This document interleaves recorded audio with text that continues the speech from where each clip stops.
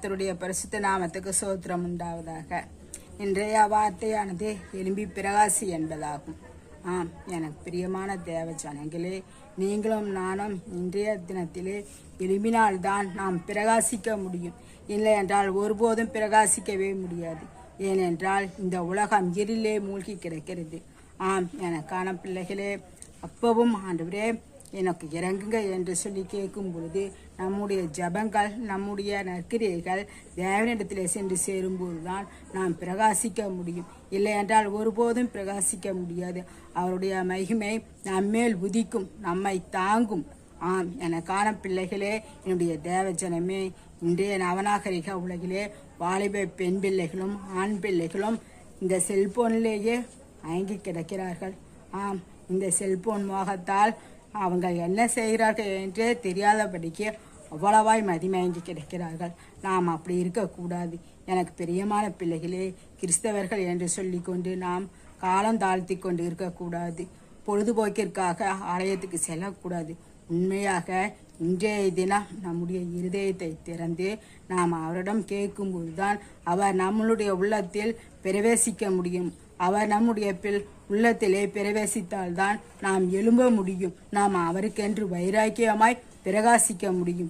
ஆம், எனக்கு அன்பான தேவ பிள்ளைகளே, நான் வேதத்தை திறந்து ஒரு சத்திய வசனத்தை நான் உங்களுக்கு சொல்ல விரும்புகிறேன்.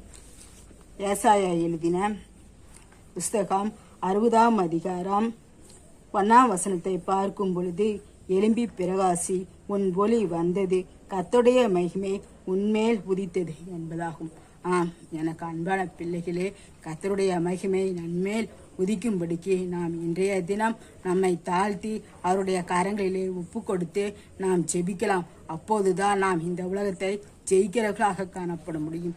ஆம், இந்த உலகம் இருளிலே மூழ்கி கிடக்கிறது. நீங்களும் நானும் அக்கினியாய் தீப்பொறியாய் எழும்பி பிரகாசிக்க வேண்டும். நம்முடைய தேவன் அதைத்தான் விரும்புகிறார். நாம் சிறிய ஜெபத்தை செய்யலாம்.